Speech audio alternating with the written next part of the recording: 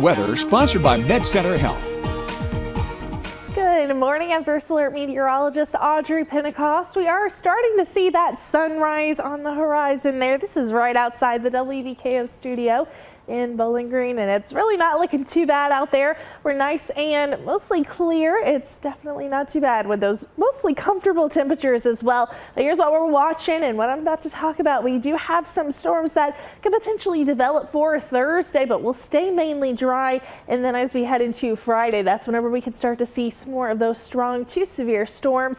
That main threat for both days are going to be strong, damaging winds. We can't really rule out some hail as well. So temperatures right now are pretty comfortable. 61 degrees in Glasgow, 57 in Morgantown, 57 degrees also in Hopkinsville. So again, definitely pretty comfortable out there. Seeing a couple of clouds as well, but we're staying mostly clear and also nice and dry, which is definitely a very nice change from how we have been seeing lots of rain showers. Let's kind of time out what's going to be going on here. As we head into the afternoon, temperatures will warm up into the mid 80s. It's going to be a nice day again, mostly dry. However, for the afternoon, you can't rule out a couple of isolated rain showers, maybe even a couple of isolated thunderstorms. Again, that's going to be for Wednesday in the later afternoon. This is around 4 p.m. Again, we could start to see some of those. Most of us could stay nice and dry though for the afternoon. You might see a couple more of those light rain showers overnight, and then as we head into Thursday, things are really going to start to heat up. We could see highs even around 90 degrees, so it's definitely going to start to feel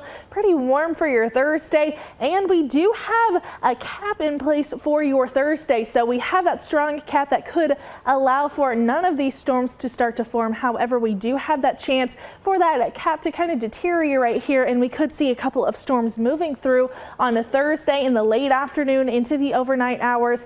And if that does not form, if we don't see any storms, or if they are pretty weak, we can start to see some more of those storms on a Friday. So that's going to be mostly for Friday in the afternoon, in the late afternoon, and then we can see another line for Friday evening. So let's kind of talk about that risk there. We'll continue to see these, again, a bigger chance for your Friday. And then as we head into Saturday and Sunday, still holding on to some rain chances. We've got that marginal risk for much of us across the WVKO viewing area here in this green shaded area here, and then a slight risk, a level 2 out of 5.